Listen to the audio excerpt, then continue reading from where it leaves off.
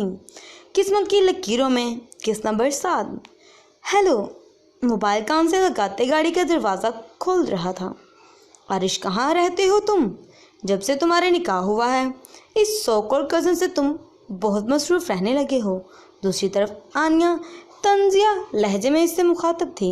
ओ shut up, अगर तुमने ऐसे ही कॉल की है तो मैं कट कर रहा हूँ, बेरुखी से कहता वो गाड़ी में बैठ गया। नहीं, फ़ोन मत काटना प्लीज़, मैं तो मजाक कर रही थी और मत करना ऐसा। वो उसे ठंडा करने की कोशिश करने लगी। मेरा इस वक्त हॉस्पिटल जा रहा हूँ और मेरे पास तुम्हारी फजूल बातों का वक्त नहीं है। ये कहकर उसने कॉल कट कर दी। दोबारा कॉल नहीं आई। तुम्हें बात समझ नहीं आती? आरिश, मुझे भी हॉस्पिटल जाना है, इसलिए मैं कॉल कर रही थी क्योंकि मेरी गाड़ी ख़राब है, मुझे पिक कर लेते। उसने फ़ोन झूठ कहा और उसकी सच ये था कि वो नाइमा का भूल गई थी। वो एक खुद कर्ज लड़की थी और उसे अपने अलावा किसी की फ़िक्र नहीं थी। सॉरी अनाहल, मैं इस वक्त ऑलरेडी लेट हो चुका हूँ और तुम्हें ये ख्याल जल्दी नहीं आया, वो तंजिया लहजे में कहते हुए कॉल कट कर चुका था। नाइमा हॉस्पिटल से आ चुकी थी तो आनिया मिलने आई। हेलो आंटी, दूर से ही वो उनसे मिलकर काफ़ी फासले पर बैठ चुकी थी। सॉरी आंटी, आपको तो पता है मुझे इन्वायरमेंट माहौल बिल्कुल बर्दाश्त नहीं है, बस इसीलिए मिलने नहीं आ सकी। अच्छा, चलती हूँ और गेट वेल सून। मसनूई मुस्कुराहट उछालती वो जा चुकी थी। इस दौरान उन्होंने एक लफ्ज़ नहीं कहा। नाइमा को वाकई अफसोस हुआ।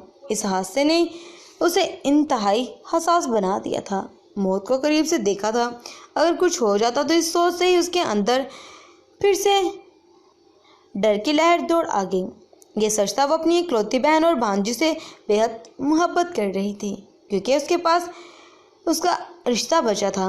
वो हॉस्पिटल उन दोनों के मुंतज़र रहे और हकीकतन अफसोस हुआ था कि उनकी जान से उसकी बहन और भांजी ने उनको इस मुसीबत में कितना अकेला छोड़ दिया था। मामी, आपका सूप। वो सोचों से बाहर आई तो सामने जरनार सूप का प्याला लिए खड़ी थी और सी ग्रीन कलर का सूट पहने और हमरंग का दुपट्टा सर पर टिकाए, चेहरे पर असली मासूमियत और बड़ी बड़ी आंखों में अपने लिए फिक्रमंदी देख बेसाख्ता वो जरनाश का मुआवजा करने लगी। आना की रंगत से बेशक शफाफ थी और ऊपर से उसमें सलीके भी काफ़ी ज़्यादा था, मगर जरनाश की मासूमियत उसे जाज़ब नज़र बना रही थी। वो उठने लगी तो जरनाश जल्दी से सूप रख कर उनको उठाने में मदद करने लगी, फिर चम्मच से खुद पिलाने लगी। और बेटा बस, बिल्कुल दिल नहीं चाह रहा, नाइमा ने कहा।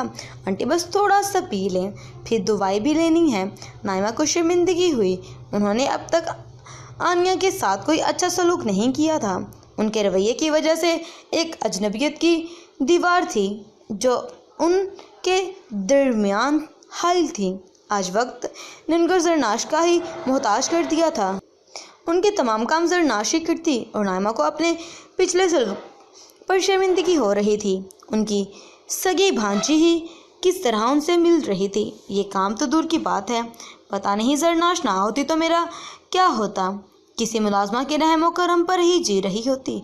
बेटा जाओ, तुम भी आराम करो, सुबह से लगी हुई हो। मोहब्बत भरे लहजे में उन्होंने उसको मुखातिब किया तो जरनाश हैरत ज़दा उनकी शक्ल देख रही थी तो नाइमा को शर्मिंदगी हुई। खैर, क्या बात है, देख रही हो? बेटा मुझे माफ़ कर दो, मैं तुम्हारे साथ बहुत अजनबी सा रवैया रखा, जबकि तुम सिर्फ़ और सिर्फ मोहब्बत के काबिल हो। वो पार से उसको चेहरे को अपने हाथ से चूम रही थी और जरनाश आज हकीकतन बहुत खुश थी। उसने सारे काम अपना फ़र्ज समझ कर के किए थे, मगर उसके बदले उसे इतना बड़ा इनाम मिला। अम्मी के जाने के बाद वो वाकई मोहब्बत के लिए तरस गई थी। आज नाइमा की आंखों से अपने लिए मोहब्बत देखकर साख्ता वो उसकी आंखों से आंसू निकल गए। जारी है आर्ट किस देखने के लिए कमेंट्स में नेक्स्ट लिखिए। Thanks for watching this moral video. पसंद आए तो लाइक, कमेंट और शेयर ज़रूर करिएगा। अपने दोस्तों के साथ इस वीडियो को ज़्यादा से ज़्यादा शेयर करें, उस वीडियो को प्यार दें ताकि इसका नेक्स्ट पार्ट में जल्दी से जल्दी आपके साथ शेयर करती रहूँ।